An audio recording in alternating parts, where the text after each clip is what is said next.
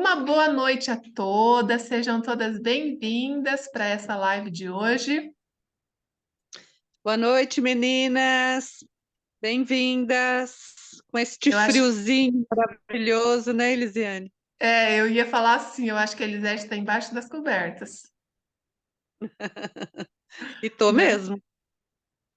Então, tá bom. Então, hoje o tema da nossa live, como eu coloquei lá, é eu, meu sistema familiar e as minhas crenças.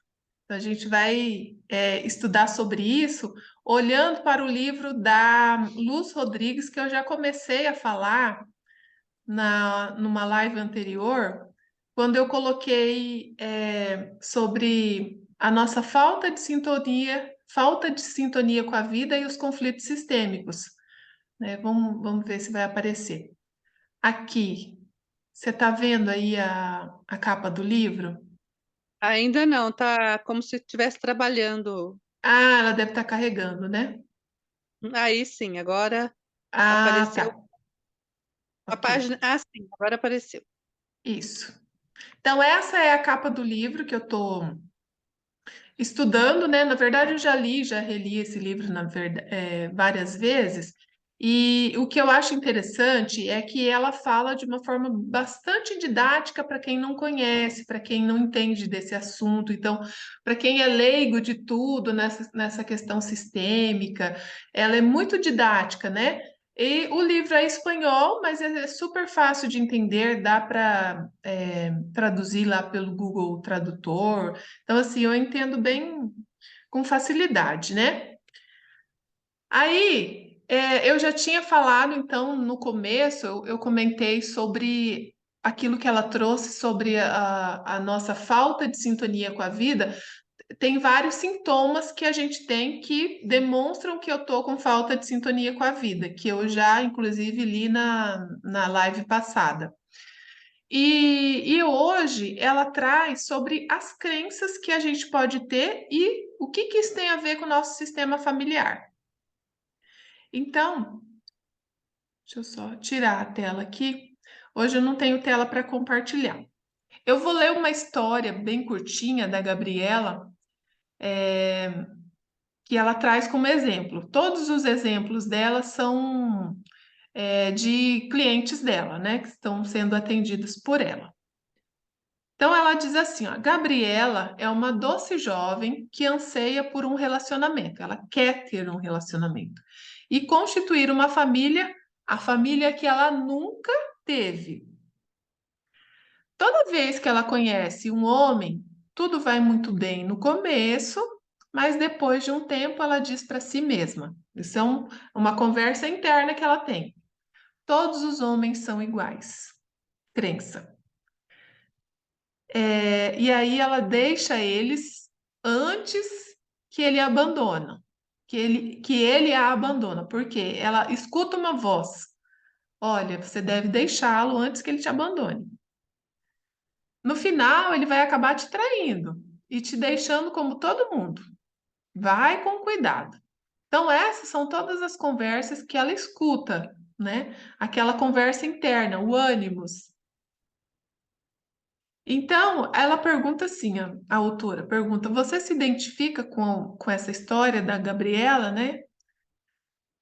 E aí ela conta a parte dela, da vida dela, que isso aconteceu com ela, né? E ela pergunta, isso já aconteceu com você?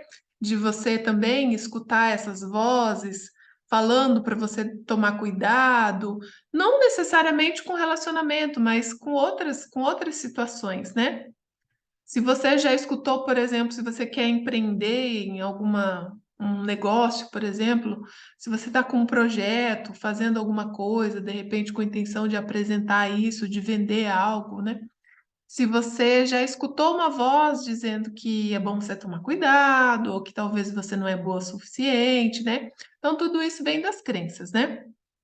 E aí ela diz assim, ó, ela pergunta: é difícil para você silenciar a sua mente, né? Se você escuta essa voz como se fosse um grilo ali falando cri, cri, cri, né? De onde vem, de onde você acha que vem todas essas palavras?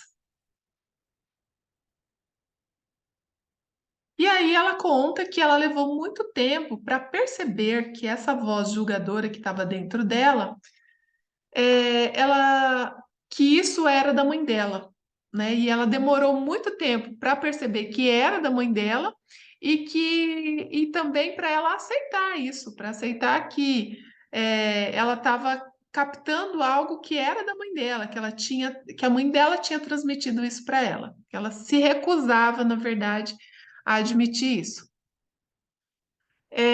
Então ela diz assim: veio da minha mãe e de todas as mulheres do meu sistema familiar. Então, eram crenças que eram enraizadas da família, que foram transmitidas como herança de sobrevivência por uma profunda lealdade infantil. Então, é como se, quando a gente é criança e a gente percebe o campo familiar, percebe como a nossa mãe, as pessoas da família, como elas se comportam, como elas reagem às situações, e até mesmo se elas reprimem os seus próprios sentimentos. Se a mãe tem um problema com o marido e ela não fala nada, mas ela reprime aquela dor, né, todo aquele sentimento, a criança ela capta tudo isso. Ela capta e ela traz para ela como dela. Então, se a minha mãe sente isso, isso também é meu. Justamente por conta do processo de simbiose que nós temos com a nossa mãe, né? Então, eu trago para mim a dor que é da minha mãe e levo para minha vida adulta, né? É, E isso se chama lealdade. E romper com essas crenças, quando a gente forma essas crenças lá na infância, quando eu trago algo que é do meu sistema familiar, romper com tudo isso é um processo difícil porque gera culpa e nos deixa com uma sensação de ser desleal, né? Então, muitas vezes eu estou acreditando em certas coisas que me limitam, mas que romper com isso também vai me gerar culpa, né? Ser diferente gera culpa. Mas ela diz assim, por experiência própria, isso é possível, né? A gente pode quebrar essas crenças e viver diferente. E quando você consegue fazer a quebra dessas crenças que são limitantes, você para de sabotar aquela vida que você tanto deseja. Então, vamos supor que, se você que está me assistindo, você quer ter um relacionamento, né? Viver com alguém, construir uma família e tal. Mas você percebeu que você tem crenças que são, sei lá, de repente os relacionamentos anteriores seu, você já percebeu que foi mais ou menos uma cópia do que a sua mãe e as suas ancestrais viveram, né? Isso é difícil, né, de romper, mas é possível, né? Não é impossível romper tudo isso. E quando você consegue fazer essa quebra dessas crenças, você vai parar de sabotar essa vida que você deseja, de construir esse relacionamento. E falando de mãe, a mãe, ela nos deu a vida, nos deu o amor da melhor forma que ela sabia. Nossa mãe nos deu amor da melhor forma que ela sabia, com a ideia de que teríamos uma vida plena e satisfatória. Então, ela pensou que aquilo que ela estava fazendo para nós era o melhor que ela podia fazer, né? Então, ela na verdade, ela deu aquilo que ela tinha para dar e aquilo também que ela recebeu. O problema é que, por que que a gente carrega essas crenças da nossa mãe? Que a nossa mãe, ela traz na bagagem dela a memória de muitas outras mulheres. Tudo aquilo que foi sofrido lá atrás, né?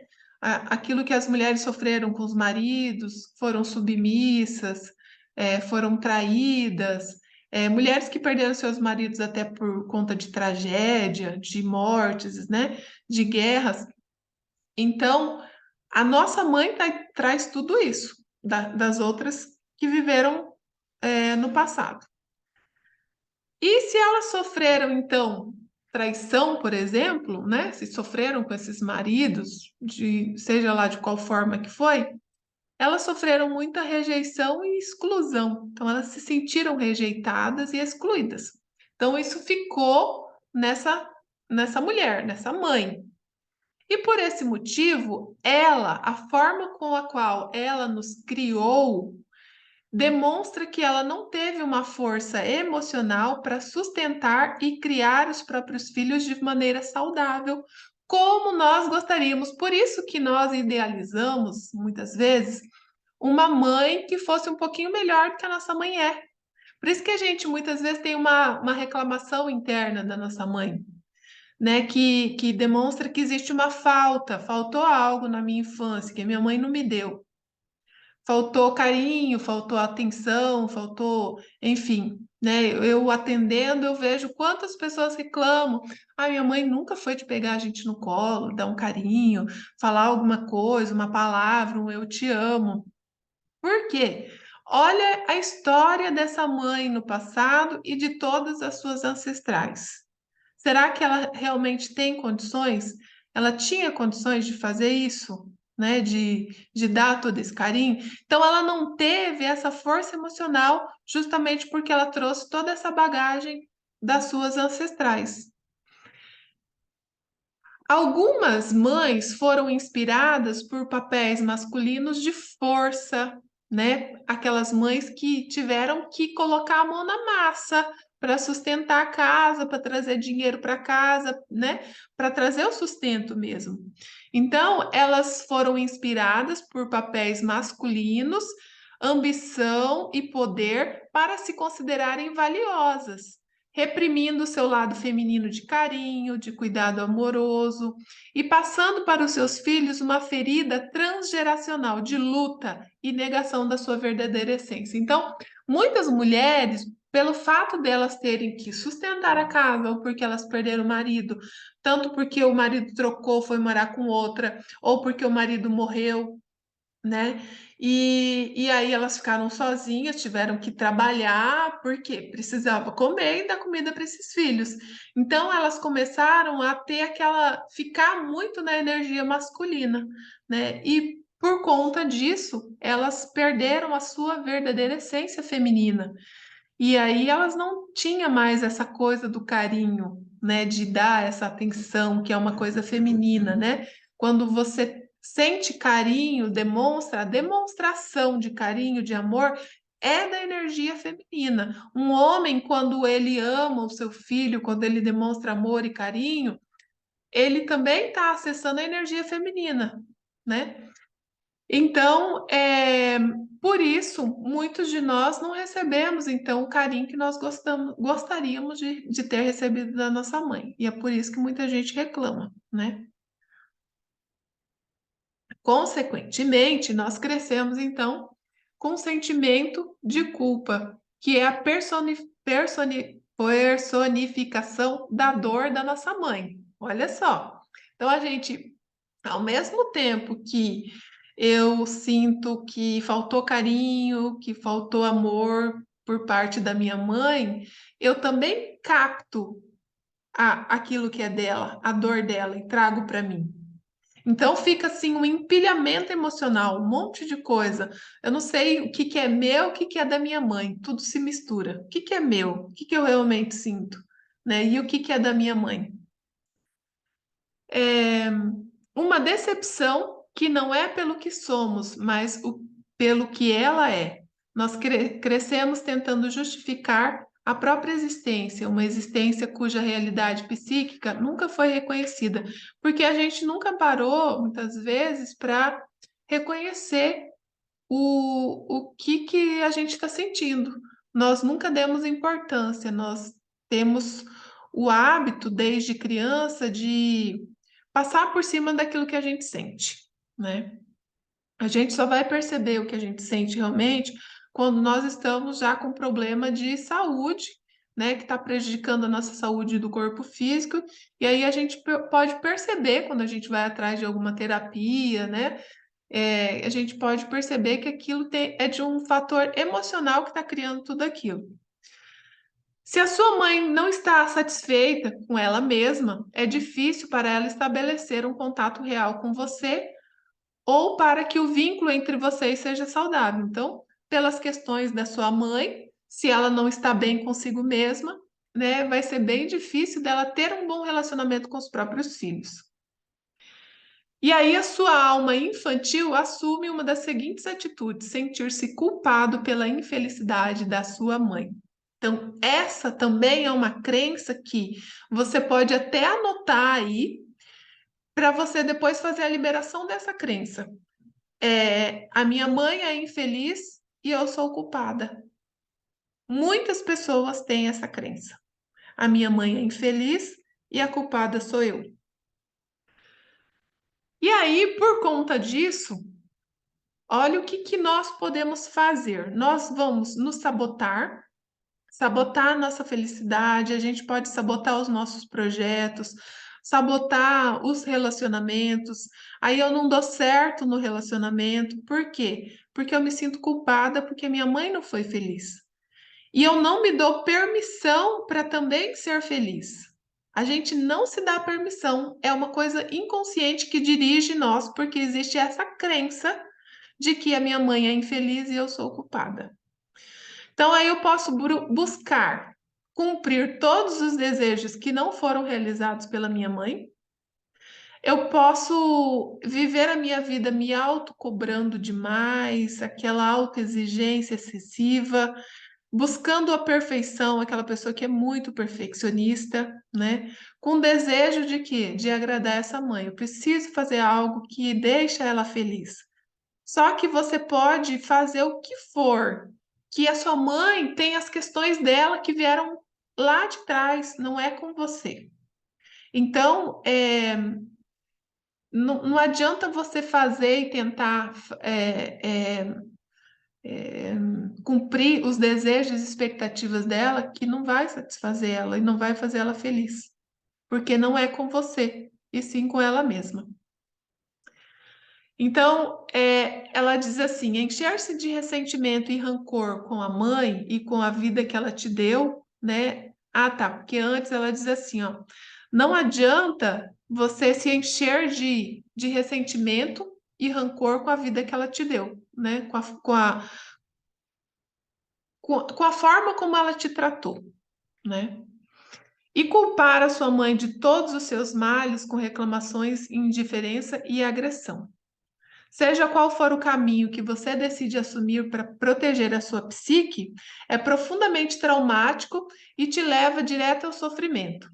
E a gente sabe que quando a gente julga a nossa mãe, né, pela forma como ela é, pela falta que ela nos fez, pela distância que eu tenho dela, a gente acaba a nossa alma quer o pertencimento. Quando eu julgo, eu estou me distanciando dela, eu estou excluindo a minha mãe. Estou dizendo, não, a forma como você não pertence. Você é errada. Então, quando eu digo que ela é errada, esse meu eu julgador. Mas aí a minha alma que quer o pertencimento é essa parte que vai pegar algo da minha mãe e vai repetir na minha vida. Então, eu vou repetir a minha mãe. Eu repito ela. Por quê? Eu quero pertencimento, eu quero estar perto da minha mãe. A minha alma sabe que quando eu repito alguma coisa da minha mãe, eu estou próxima dela. Assim como a nossa mãe luta com as suas próprias imagens internas, que do meu ponto de vista, isso é a Luz Rodrigues que está dizendo, né? São fantasmas ou dragões internos com os quais nós passamos lutando a maior parte da nossa existência. São os nossos dragões internos, né? Todos nós temos imagens interiores e a sua formação no inconsciente é um primeiro passo necessário para a sua integração dentro da personalidade. O Jung acreditava que a psique organizava os temas emocionais em complexos. Os complexos tem complexo materno, complexo paterno. Então, ele é um todo de conteúdos que tem. Então, é como se fossem pacotes. O complexo materno é o complexo, é um pacote materno, onde tem um como se fosse cheio de emoções ali dentro. Tem todas as experiências do complexo materno e todas as emoções, assim também como do complexo paterno. Existem também outros complexos. Então, ele dizia que a psique organizava os temas emocionais dentro dos complexos, que então tomavam uma forma personalizada e que se buscavam resolver através de sonhos ou fantasias. A consciência vai se ampliando através da confrontação com materiais previamente inconscientes. Para ser mais preciso, poderia ampliar-se você observar as feridas e integrá-las. Então, o que ele está querendo dizer é que existem materiais que são inconscientes para a gente, que são experiências que a gente viveu num período inconsciente, e também o que nós trazemos do nosso sistema, né? E que a gente, quando a gente vai ampliando a nossa consciência, eu vou ficando consciente daquilo que estava oculto, né? Isso se dá por eu pegar as minhas feridas, que é aquilo que está me machucando, que está me atrapalhando a minha vida, e eu vou ressignificar isso, eu vou integrar, então, eu vou acolher. Então, vamos supor que eu me sinta rejeitada, eu vou acolher essa rejeição. Não adianta eu não aceitar, né? Eu vou acolher. Então, acho que é David Richo, né? Que ela coloca uma citação dele no livro, diz assim: tudo aquilo que nós rejeitamos de nós mesmos e contra o que nós lutamos a maior parte da vida são imagens do sistema familiar que são introjetadas, que permanecem no inconsciente como uma sombra da família. E a sombra da família frequentemente se esconde nos segredos familiares, que é um esqueleto oculto que é realmente a sombra oculta. Ter que guardar um segredo durante muito tempo ou estar à sua mercê faz com que a integração pessoal seja uma tarefa quase impossível. Por quê? Ele fala aqui que precisa fazer a integração da ferida, certo? Então, eu tenho uma ferida, eu preciso integrar. Mas e se isso é um segredo familiar?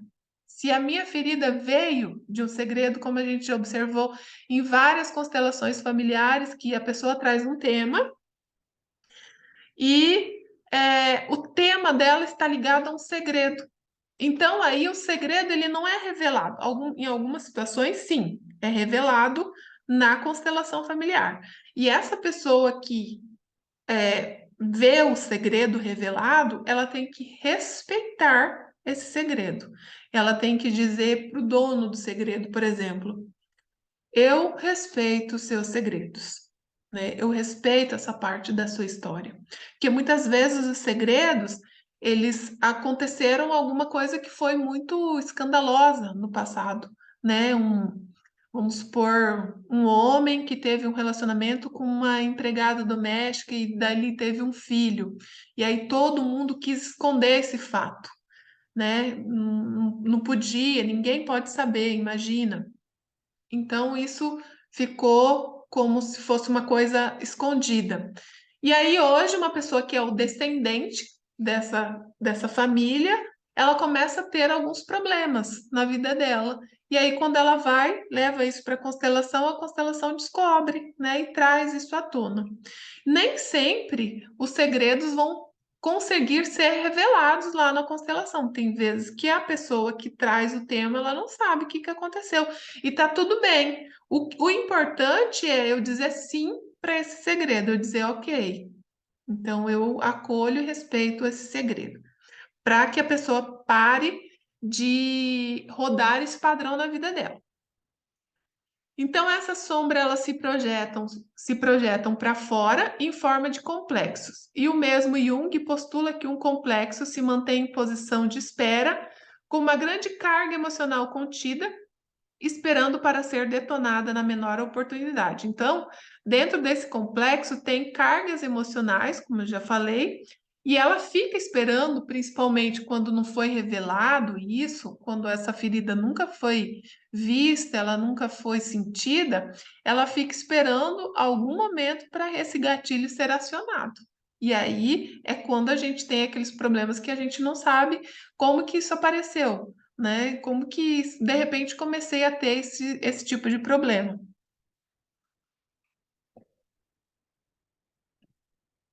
Que pode ser um simples gesto que se perceba como uma sensação de ataque e ativa a programação que se repetirá constantemente para solucionar-se ou curar. Então, uma pessoa que ela está repetindo, eu estou atendendo uma pessoa assim. Ela já se separou já há algum tempo porque o marido dela traiu ela com uma outra mulher. E ele foi morar com essa outra mulher.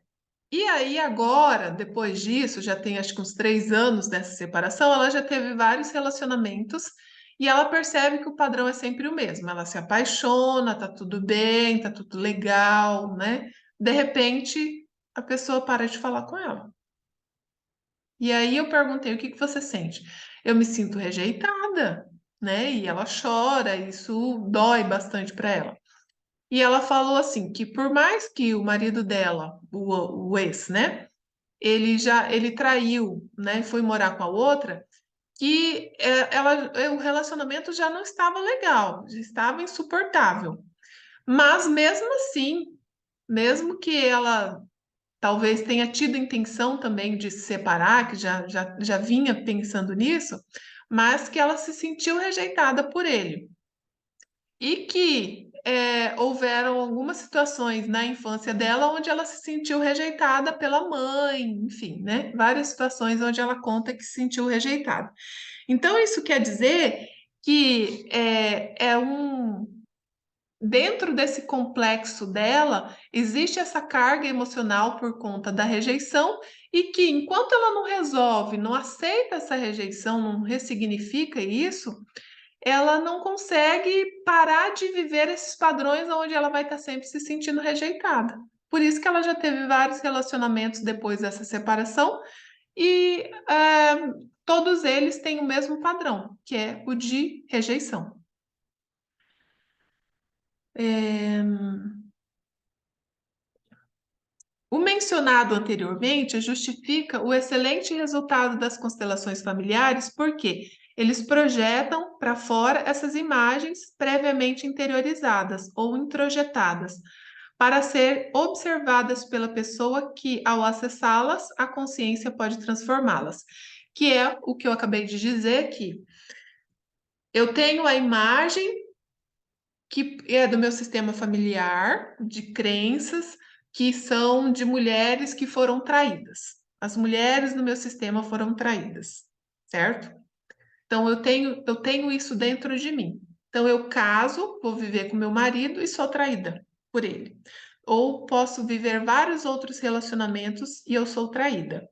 Então, eu tenho essa coisa da traição em mim. Então, quando eu levo isso para constelação, a constelação vai me mostrar que existe um padrão de traição e eu estou apenas repetindo, por lealdade ao meu sistema, por lealdade à minha mãe e todas as minhas ancestrais. Então, nesse momento, eu tenho a oportunidade de acolher todas as mulheres que vieram antes, dizer sim, né, para toda essa traição que elas viveram, e a partir de agora eu não preciso mais repetir esse padrão de traição. Porque tudo aquilo que nós colocamos a atenção consciente está sujeito a ser modificado. Então, quando eu trago para a consciência que eu estou repetindo um padrão ancestral, eu tenho a oportunidade de modificar esse padrão. Por quê? Porque agora eu escolho. Colocar essas imagens de maneira visível, fora de nós, é um ato profundamente curador. Então, o que a constelação faz é trazer a imagem que eu tenho dentro de mim, coloca para fora. Eu vou ver nos representantes essa imagem. E aí, como eu vou reconhecer essas imagens introjetadas? Aí é quando a Luz Rodrigues, que é a autora desse livro, ela traz várias sugestões de como a gente pode fazer, que são exercícios, tá? Então eu vou colocar aqui os exercícios para que quem for assistir depois pode assistir fazendo os exercícios para o vídeo, vai copiando, vai fazendo tudo que ela está sugerindo aqui, né? Eu não fiz esses exercícios ainda, mas eu pretendo fazer, porque eu achei eles muito interessantes. O primeiro deles é: escreva todas as crenças que se repetem constantemente e que limitam a sua vida. Muitas vezes é difícil da gente saber quais são as crenças que nós temos, né? Mas eu posso observar quais os problemas que eu estou vivendo hoje, que eu não consigo é, desbloquear, que eu não estou conseguindo viver da forma como eu gostaria. Não consigo ter um relacionamento, eu não consigo fazer uma transição de carreira, né? Tem pessoas que estão trabalhando num trabalho fixo, CLT ou funcionário público, e eles querem mudar para uma outra área, de repente ser autônomo. Não consegue. Por quê? Porque existem crenças. E muitas dessas crenças, ela coloca o nosso pertencimento em risco. Por isso que a gente não faz. A gente não muda, né? Não modifica tudo isso. Então aí ela coloca aqui umas ideias para a gente, de repente, trazer essas crenças para nossa consciência. Medo. Do que a gente tem medo?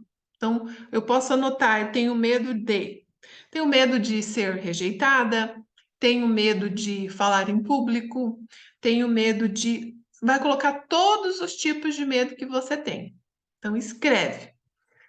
Depois, colocar quais são os seus princípios de vida, né? O que é importante para você, que você prioriza, o que é um princípio para você.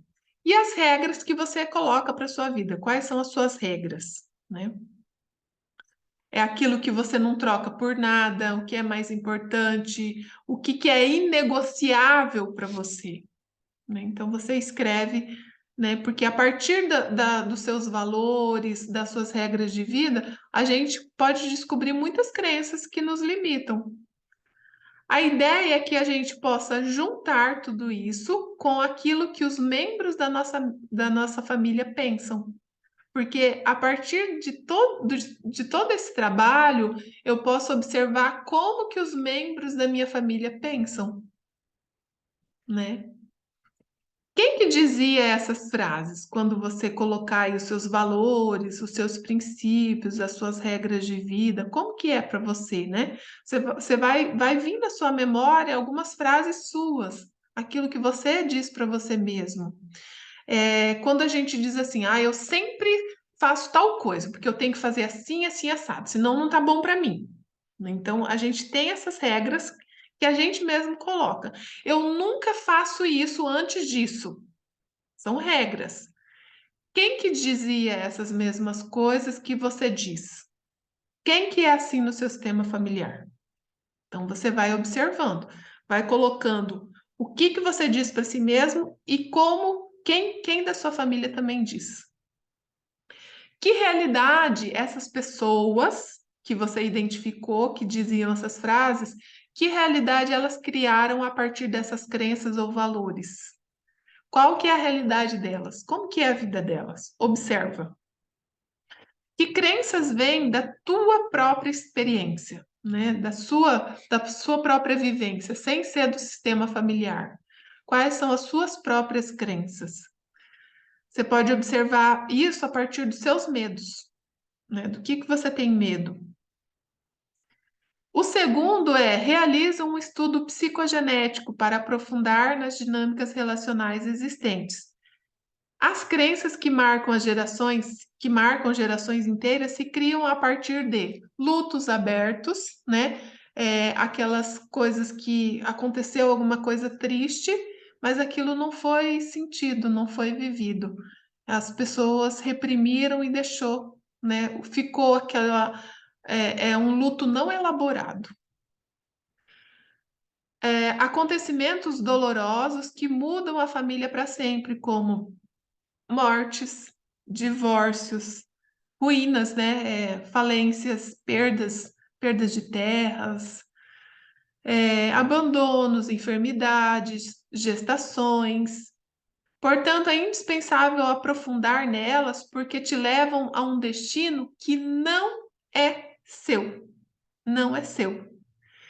Então, por isso é a importância de fazer esse estudo psicogenético, né? Então, é observar os acontecimentos que teve na nossa família, né? Que você já ficou sabendo que aconteceu tal coisa, tudo isso é importante para você, porque muitas vezes você está seguindo um destino que não é seu. e sim de um ancestral que viveu certas circunstâncias em outro tempo e lugar. E esse destino não tem que se converter em seu, não tem que ser seu. Se você ficar consciente dele, ele não é seu. E assim você vai ter força e liberdade para empreender e construir o teu próprio caminho e não seguir o que os outros delinearam para você. Você vai seguir o seu próprio caminho a partir do momento que você descobre que o destino que você estava vivendo não era seu, que era de um ancestral. É um trabalho árduo de investigação que pode durar toda uma vida, mas é muito importante, ela diz, que você jamais use a sua história para culpar os outros pelo que te ocorre. Tipo assim, eu tô vivendo um destino difícil, eu tô vivendo algo difícil na minha vida, e aí eu descubro que é por conta de algum acontecimento lá atrás, um ancestral meu fez alguma coisa, e aí eu vou ficar julgando essa pessoa, por conta que ele fez tal coisa, aí agora eu tô vivendo isso. Não, você vai se emaranhar ainda mais. O que a gente tem que fazer é respeitar essa pessoa, o que ela fez, né? Colocar tudo isso no coração e dizer sim. Sim, a palavra sim, ela é milagrosa. Diz sim para tudo isso e segue a sua vida fazendo diferente. Uma outra sugestão que ela dá: desenhe ou faça esculturas, que pode ser com massinha de modelar, né? Que te servem como instrumento para extrapolar as suas imagens internas para você colocar elas para fora, né? Então você vai fazer, pode ser escultura com a massinha de modelar, ou você pode fazer desenhos. E aí ela diz assim, por exemplo, você pode desenhar ou esculpir todo o sistema familiar, observar como você faz isso, o que que você sente, qual dessas pessoas foi mais difícil para você desenhar ou para você modelar. O que que é, qual deles foi o mais fácil de fazer? Por exemplo, você pode tentar fazer o pai e a mãe. Qual deles foi mais fácil de fazer? O pai ou a mãe? Os avós, qual deles foi mais fácil, qual que foi mais difícil? Qual que te custou mais, que levou mais tempo, né? Quem que tem prioridade para você? E não importa o tempo que leve, nem se você conheceu ou não os membros da sua família, não importa, tá? Então, por exemplo, desenhar um avô que eu nunca conheci ou bisavô. Não tem problema se você nunca conheceu essas pessoas. O importante é você fazer como se fosse um ritual mesmo. O reconhecimento em que você vai tirar do seu inconsciente tudo aquilo que não sabes que sabe, porque o inconsciente sabe, né? Só que a gente não sabe que sabe. E o quarto é, escuta uma música de outra época. Então, por exemplo, eu posso escolher hoje com a internet, né? A gente tem essa possibilidade de entrar no YouTube e colocar lá, escrever lá assim, músicas de 1900, por exemplo. Se eu quiser saber as músicas que meus avós escutavam de repente pelo rádio, ou músicas que eram daquela época, né? Não precisa ser de 1900, pode ser 1950, né? Mais para cá. E aí você escuta essa música e aí tenta responder essas perguntas depois. O que que vem na sua mente ao ouvir essa música? É um baile, uma festa, ou é um luto, né? Uma situação mais triste? De que época que é essa música, né? De qual época? Que circunstância, que estava acontecendo naquele momento, né? Para a gente saber o que que os nossos ancestrais estavam vivendo. Era uma época de guerra? Era uma época de ditadura? Enfim, você vai ver aí como o que estava acontecendo, né? Construa uma história com datas e descrições detalhadas dessa evocação. Então, você vai construir uma história, né? E não necessariamente precisa.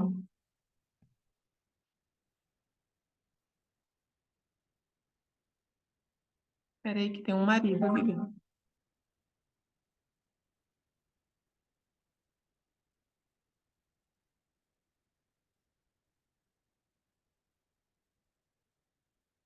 Não necessariamente eu preciso escrever a história pensando assim, se é verdade ou não isso do meu sistema, se eu estou realmente escrevendo algo que é verdade ou não do meu sistema. Eu começo a escrever, posso construir, colocar personagens, acontecimentos, mas eu deixo que isso vai fluindo. Eu deixo, né, o meu inconsciente mandar eu fazer tudo aquilo. Então, eu vou construir uma história, sem se preocupar se isso realmente aconteceu, tá? E aí ela diz assim, coloca uma ressalva: não tem que dar explicações de nada.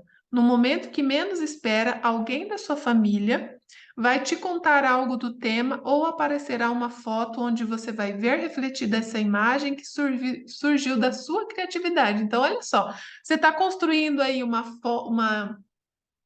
desenho, uma escultura, você está construindo uma história sem você pensar em nada, sem você querer explicar nada. E você pode receber alguém da sua família que vai te contar uma história que tem a ver com o desenho que você fez ou a história que você fez. Então, vamos fazer para a gente tirar a prova disso, né? É, Porque, ainda que você não acredite, ali estão guardadas todas as imagens do seu sistema que estão afetando a sua vida de maneira inconsciente. Então, isso é uma forma de você constelar. Fazer esses exercícios é uma autoconstelação. E aí, uma última tarefa que ela coloca, né? Eu sei que aqui não é todo mundo que vai ter, mas se tiver, observar fotos dos nossos antepassados, dos nossos ancestrais e prestar atenção nas sensações, nas suas sensações com ela. Quando você olha para essa foto, quais são as sensações que você tem? Escreva imaginando que você se põe no lugar de cada um. É igual quando a gente vai representar na constelação. Então a gente vai e se põe no lugar de alguém que eu vou representar. Assim você vai fazer se colocando no lugar das pessoas da foto. Então agora eu estou no lugar dessa aqui que está de vestido. Aí você respira e fica sentindo o que aquela mulher sentia. Aí depois você fala assim: agora eu vou me colocar no lugar desse que está de terno. Né? Antigamente eles tiravam muita foto de terno, de gravata, né? Então você vai e se coloca no lugar dele. Depois você vai e se coloca no lugar de outro. E vai dando um tempinho. Fecha os olhos e vê o que essa pessoa sentia. E você vai vir sensações para você. Se prepara. Inclusive, você pode reviver momentos das fotos também da sua própria infância. Você pode pegar também foto da sua própria infância, fotos que foram tiradas quando você era criança, e tentar sentir como que você sentia naquela época. Por quê? Tem muitas pessoas que não lembram da infância. Eu recebo muitas clientes que falam: não lembro nada do que aconteceu na minha infância. Tem foto? Se tiver foto, pega a foto, olha para essa foto de quando você tinha lá essa idade, vamos supor, 8 anos, 6 anos, e olha para ela, e aí você fecha os olhos e vê o que essa criança sentia. Vão vir sensações para você. A ideia é recobrar a tua percepção e sentir os momentos chaves da sua vida e dos membros da sua família. Então, você vai sentir coisas suas quando você olha a sua criança e vai sentir também coisas das pessoas do seu sistema familiar. Reflita sobre isso, né? Porque parece um exercício simples, mas é profundamente curador. Reflita sobre tudo, o lugar que você ocupa, o lugar que ocupa cada membro da sua família, quem que saiu fora, quem que foi excluído, né? E quem que, embora está presente na foto, parece que está como excluído. Quem que está perto de quem? E a partir daí, quando você observar assim, quem que está perto de quem, né? Isso vai ajudar a ver o tipo de relação que eles tinham um com o outro, né? Tipo assim, às vezes um gostava de ficar mais próximo de determinada pessoa. Então você vai observar Quem que, de repente, se relacionava melhor entre si. Olhe os detalhes, a roupa, né? Para te dar uma ideia até de o nível de vida que as pessoas tinham, né? Se eles eram mais abastados, se eram mais humildes, como que eram os seus rostos, né? A feição de cada um, se era de alegria, se era de tristeza. E uma outra dica que ela dá, que eu acredito que talvez seja uma crença minha, mas eu achei um pouco difícil, né, de fazer isso. Realizar encontros familiares para acolher ou incluir alguém, né? Porque às vezes eu penso assim, porque não é todo mundo que acredita naquilo que a gente acredita, né? Que vai dar ouvidos para esse tipo de coisa, né? De perdoar, de repente, uma pessoa que ela fez algo que foi danoso para alguém, né? Então ela foi excluída porque ela foi julgada. E muitas vezes você convidar toda a família para a gente incluir alguém, não é todo mundo que vai aceitar. Mas isso é a minha crença, pode não ser a sua, né? Então, ela diz assim: se puder, realize encontros familiares para acolher, incluir algum membro da família que você percebe que está excluído, embora não esteja vivo, mesmo que essa pessoa já tiver morrido. Peça fotos da sua família para preparar uma espécie de apresentação. E a ideia é que cada membro da família compartilhe as suas sensações, né? Conte as suas histórias sobre essa pessoa para que quando você conversa sobre ela, principalmente quando você não está em julgamento, quando ninguém está ali julgando, é uma forma de você incluir, né? Então, isso também é uma constelação. Você está trazendo essa pessoa, traga ela para cá, ela faz parte. Então, eu estou dizendo com tudo isso que essa pessoa faz parte, né? E escreva também a última, essa que é a última. Escreva imaginando que você conversa com algum membro da sua família falecido ou ausente e imagina que essa pessoa te responda. Então, você vai se imaginar conversando com alguém da sua família. Então, nessa imaginação, você vai responder assim: o que que essa pessoa te diria? O que que ela diz para você? Que você nunca disse para ela. Que às vezes a pessoa é importante para a gente, ela é especial, mas a gente nunca disse isso para ela, né? Às vezes essa pessoa também nos machucou em algum momento e a gente nunca disse isso para ela. Como ela reagiria diante da situação da tua vida atual? Vamos supor que uma pessoa que já faleceu, já há algum tempo atrás, se você era mais nova ou você era adolescente e E aí ela faleceu e hoje as coisas mudaram, você está mais madura e tal. O que que ela diria para você se ela vê você hoje, na situação que você está hoje, né? Como que ela ficaria? Ela ficaria surpresa? Que conselho ela te daria? Essa pessoa reagiria igual a você diante das situações, né? Como que ela reage? Que ela reagiria? Em que essa pessoa se parece com você? E em que ela é diferente de você? Então, essas são as instruções, sugestões. Todo esse livro da Luz Rodrigues, todo ele é cheio de tarefas para a gente fazer mesmo, para a gente colocar a mão na massa, porque ela fala assim: a gente tem que aprender a parte do conhecimento, aquilo que é a parte teórica, mas a gente também tem que fazer a prática. E aí ela põe assim: a vida é movimento. Então você tem que fazer o seu próprio movimento.